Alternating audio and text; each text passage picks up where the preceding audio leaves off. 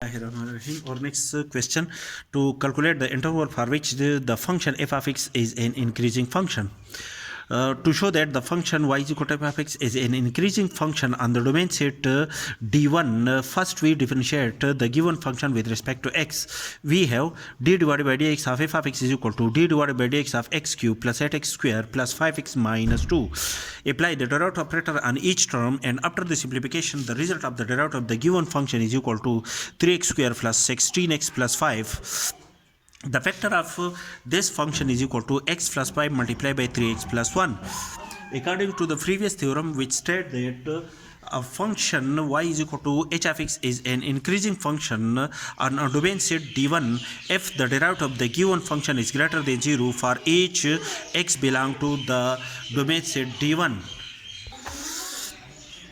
According to this theorem, the derivative of the given function f of x is an increasing function if the derivative of the given function is greater than 0. According to this theorem, that is the derivative of the function according to this condition is greater than 0, and the derivative of the function f of x is equal to x plus 5 multiplied by 3x plus 1. That is the product of these two quantity is greater than 0. This condition is satisfied only when x plus 5 and 3x plus 1 have the same sign. That is, if x plus 5 is positive, then 3x plus 1 must be positive. If x plus 5 is negative, then 3x plus 1 must be negative. Solving these two inequalities, we have x plus 5 is greater than 0 mean x is greater than minus 5, and 3x plus 1 is greater than 0 mean x is greater than minus 1 over 3. Or if x plus 5 is less than 0, then x is less than minus 5, and 3x plus 1 is less than 0 mean x is less than minus 1 over 3. That is 5 minus 5 and 1 over 3 are the break point of the set of all real number. That is the x is equal to minus 5 and x is equal to minus 1 over 3.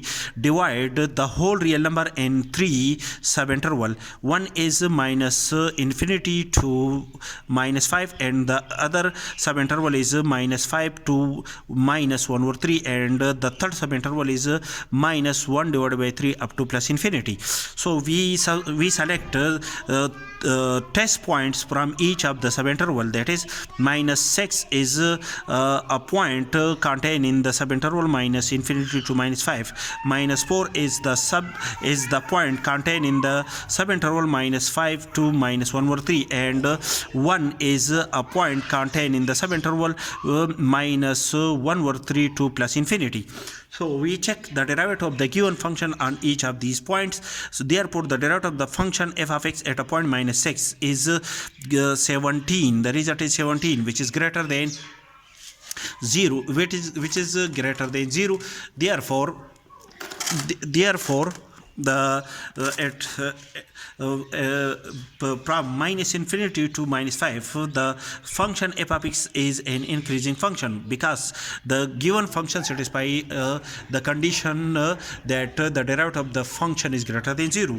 Then the function is an increasing function, and at a point minus 4, which is a point in the interval minus 5 to minus 1 over 3, at this point the value of the function is minus 11, which is negative. Therefore, at this point the function is a decreasing function, and at a point 1, the derivative of the function is 24, which is greater than 0. Therefore, from minus infinity to minus 5, the function is an increasing function, because the derivative of the function f of x at this point is greater than 0, and at a point 1, which is greater than minus 1 over 3, and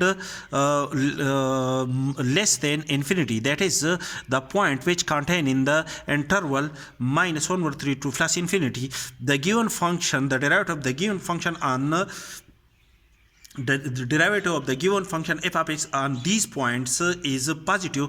Therefore, for on these points, the point on these two interval, the derivative of the function is greater than 0. Therefore, the function f of x is an increasing function. The function f of x is an increasing function on the interval on the union of the interval minus infinity to minus 5 and minus 1/3 to plus infinity.